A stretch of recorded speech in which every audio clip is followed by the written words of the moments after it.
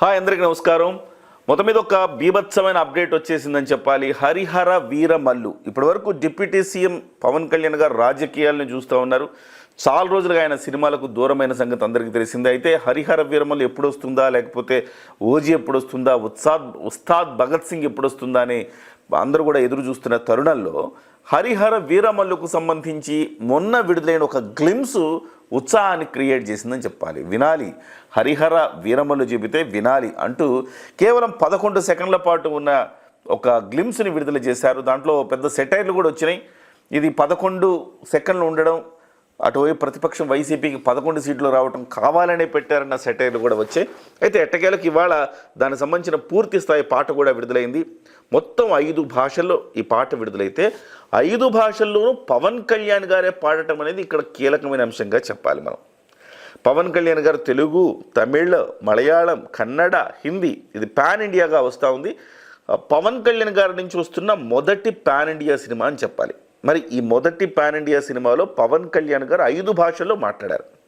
మనందరికీ తెలిసిందే, పవన్ కళ్యాణ్ గారు హిందీ మాట్లాడతారు, ఇంగ్లీష్ మాట్లాడతారు, మరాఠీ కూడా మాట్లాడతారు, తెలుగు మాట్లాడతారు, అలాగే తమిళ్, కన్నడ కూడా మాట్లాడతారు. అయితే పాట మాత్రం మలయాళంలో కూడా ఈసారి ఆయనే పాడడం అనేది కొంచెం విశేషంగా చెప్పుకోవాలి.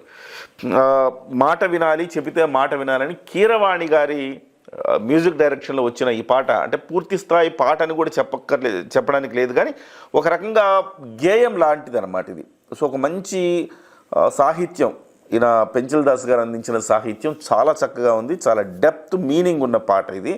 దీన్ని ఒక గేయ రూపంలో తీసుకొచ్చారని చెప్పాలి. పవన్ కళ్యాణ్ గారు ఆ పాట పాడుతూ వేస్తున్న స్టెప్స్కి ఇక ఉర్రూతలుగుతున్నారు జన సైనికులు, పవన్ కళ్యాణ్ గారు ఫ్యాన్స్. సో ఈ సినిమా ప్రధానంగా హరిహర వీరమల్లు అంటే 2 రకాల వాదనలు వినిపడుతున్నాయి.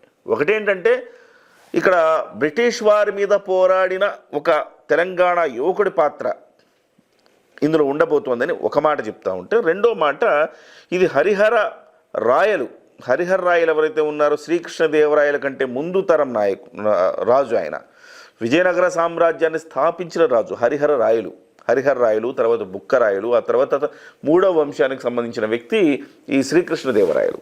సో శ్రీకృష్ణదేవరాయల పూర్వపు వ్యక్తి హరిహర రాయలు, ఆయన కథనే స్ఫూర్తిగా తీసుకొని ఈ సినిమా తీస్తున్నారని మరొక వాదన వినపడుతోంది.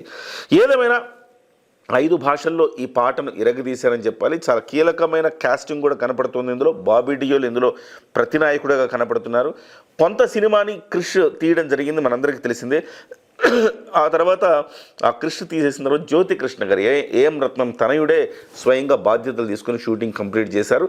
ఆల్మోస్ట్ పోస్ట్ ప్రొడక్షన్ వర్క్ ఏదో నడుస్తుంది. మార్చి 28న ఈ సినిమా రాబోతుంది. అయితే 5 భాషల్లో ఉన్న పాటలు కూడా చాలా చక్కగా పవన్ కళ్యాణ్ గారు ఆలపించడం, అంటే ఆయా లాంగ్వేజ్కి అనుగుణంగా, ఆ యాసలకు అనుగుణంగా పవన్ కళ్యాణ్ గారు పాడటం అనేది చాలా కత్తి మీద సాము లాంటిది, సవాలుతో కూడుకునేది. అయినప్పటికీ పవన్ కళ్యాణ్ గారు 5 భాషల్లోనే తానే ఈ పాటను ఆలపించడం అనేది విశేషంగా చెప్పుకోవాలి. తెలుగులో అయితే 3 గంటల్లో 3 మిలియన్స్ అంటే 30 లక్షల మంది చూశారు.